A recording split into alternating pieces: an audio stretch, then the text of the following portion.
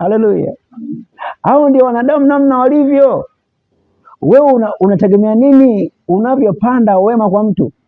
Kama kwa Yesu hajarudi, kama tu kwa Yesu hajarudi. Yaani just imagine kwamba kwa Yesu tu hawajarudi, na huyo mmoja aliyerudi amerudi tu kumshukuru. Biblia haituambii kwamba alipeleka nini, ila kitu ambacho neno la Mungu linatuambia kwamba alirudi kushukuru. Watumishi wengi sana leo wamekuwa wanaumia, wanatamkia watu laana. Ni watumishi kabisa kwamba fulani nilimwombea Bwana na akaweka na nadhiri kabisa kwamba akiuza shamba atamtolea Mungu sehemu ya 10. Umeshasema atamtolea Mungu. Sasa wewe Mungu. Kwa hiyo kama hajatoa, wa kuumia wa kwanza alikuwa Mungu, sio wewe. Kwa Yesu asiwe sana. Kwa hiyo kuna watu wamejikuta wameingia kwenye maumivu ya kihisia. Watu hawana mpango wa kusaidia mtu tena. Mtu yuko lazi kumwona mwanadamu mwenzie akifa kabisa, na alikuwa na uwezo wa kufanya kitu, lakini yeye afanye. Kwa nini? Kwamba kuna mtu alimfanyia jambo fulani zuri sana, alafu hakushukuru, hakuthamini, hakufanya chochote kile cha kuonyesha malipo mema. Bwana Yesu asifiwe sana. Lakini pia chuki leo watu wanashikwa chuki kwamba nilikufanyia 1 2 3, nilitendea hiki na hiki na hiki na hiki. Una shukrani wewe? Wewe unafikiri mwalimu, kwa nini hayo leo yanazaliwa kama chuki, msongo wa mawazo? Wengine wanapata mpaka magonjwa, wengine mpaka wanaamua kujitoa na uhai, wengine mpaka wanadhuru wale ambao waliowasaidia. Hii kanuni ya kupanda na kuvuna. Anatarajia kuvuna alichopewa kuvuna. Yes. Kile ambacho alitegemea yeye kukivuna kimekawia au kimekuja tofauti. Kwa hiyo ulimsomesha mtu form 1 labda mpaka chuo kikuu, hapana kazi, tegemea unamuoa, hapa anakuambia halo, nimepata mwenzangu, nimepata kufanana naye. Ndicho tunachokiona leo kinatokea. Ndio. Kwa hiyo hebu toa matarajio, usitarajie chochote. Wewe ona tu umefanya kwa Mungu. Unajua ile Yohana 3:16 inaongea kitu fulani hivi cha kushangaza sana. Inasema kwa jinsi hii Mungu aliupenda ulimwengu hata akamtoa mwanawe pekee, ili kila muaminie asipotee, bali awe na uzima wa milele. Angalia, ametolewa Yesu kwa ajili ya ulimwengu, ila wa kuokolewa ni atakayeamini. Vitu tofauti. Ukubwa na ubora wa sadaka ina uwezo wa kukomboa ulimwengu mzima, ila wa kukombolewa ni atakayeamini. Kwa hiyo kumbe sadaka ya Yesu ni ulimwengu mzima, atakayeamini hata akiwa mmoja. Kwa hiyo Mungu angeweza kuvuna mmoja aliamini, lakini sadaka ilikuwa kwa ajili ya ulimwengu. Bwana Yesu asifiwe. Haleluya. Haleluya. Kwa hiyo anayefanya kwa ajili ya Mungu, hata akipewa shukrani ya suruali kwa kumsaidia mtu akapata kazi, analipa mamilioni ya hela, yeye atasema tu Mungu nakushukuru, kwa sababu mimi nilifanya kwa ajili yako, sikufanya kwa ajili ya huyu mtu. Na huyu hata kuwa mwisho kumsaidia, hata akija mwingine, Mungu kinisemesha nimsaidie, mimi nitamsaidia. Kwa lugha hiyo, maana yake hapo nilichojifunza kwamba ndio mtumishi wa Mungu yule ambaye anarudi kumshukuru Mungu ni yule ambaye hakuwa na matarajio ya kupokea kitu. Ndio. Kwa maana yake kama ulikuwa na matarajio makubwa, kikaja kidogo, huwezi kumshukuru Mungu. Huwezi kumshukuru Mungu. Utaona kama wamekosea. Huwezi kumshukuru Mungu. Unamshukuru Mungu, umemsaidia mtu, amepata kitu amepata milioni 5, alafu anakuletea kichana cha ndizi. Unaweza kumpiga nacho? Hata mwenyewe ukiwa na elfu 20 unakipata. Wakati wewe hapo unapigia mahesabu akijipata 100,000. Yaani amna hivi 500, amna hivi 200,000, amekosa sana 100,000. Anakuja nakwambia ana ndizi. Nilikuwa ninamsikiza mtu mmoja kwenye chombo fulani cha habari, alikuwa na washauri wazazi kwamba wazazi, chochote tukifanya kwa watoto wetu tunatakiwa tu tunaandika, kama umenunulia shati umeandika, umemlipia ada umeandika, kwamba baadaye sasa akifanikiwa anatakiwa alipe kwamba kile ambacho umemfanyia.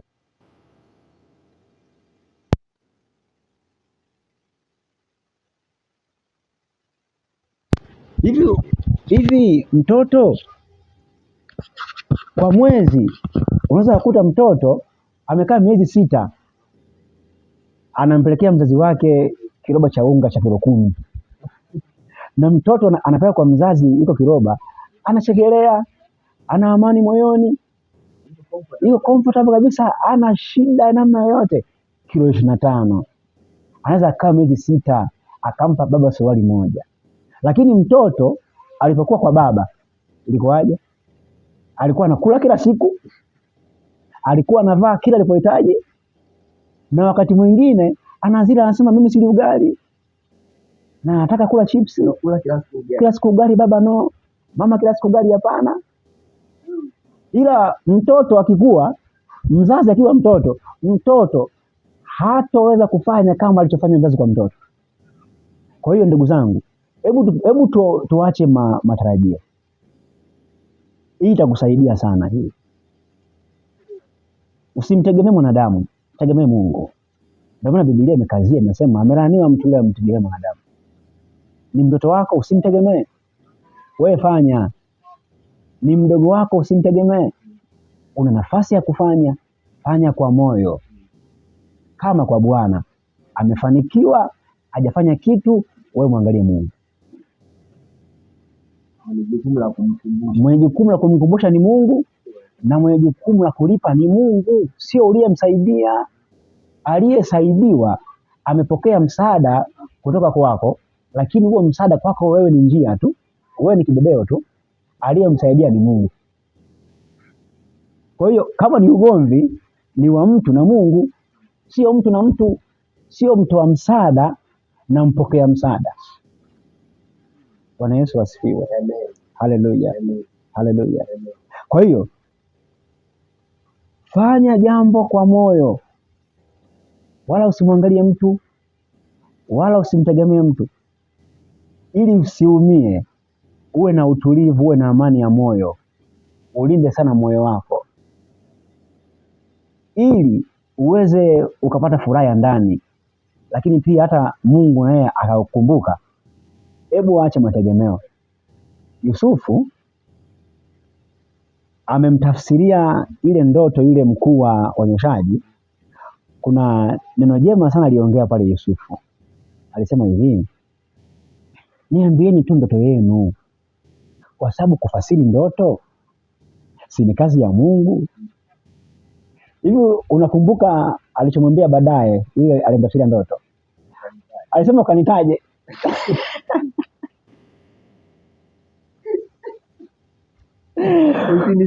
Usinisahau. Kwa hiyo kutafsiri ndoto iwe kazi ya Mungu, alafu kumtaja kwa Farao iwe kazi ya mwanadamu. Kwa hiyo manake unilipe kwa huu wema ninao kutendea. Ndio maana Biblia inasema yule mtu miaka 2 mizima alimsahau Yusufu, akumtaja Yusufu. Wewe unataka umemtendea mtu kitu ili akutaje wapi? Ili akusemea wapi? Ili wewe upate nini? Haleluya. Inawezekana huo wema ambao umemtendea huyo mtu sio kuja kuvuna wewe, ni kwa ajili ya kuja kuvuna wajukuu zako, ni kwa ajili ya kuja kuvuna watoto wako. Kama ambavyo tumesoma mwanzoni pale, Yonathani hakuambulia manufaa yoyote yale ya Daudi kwa mfalme.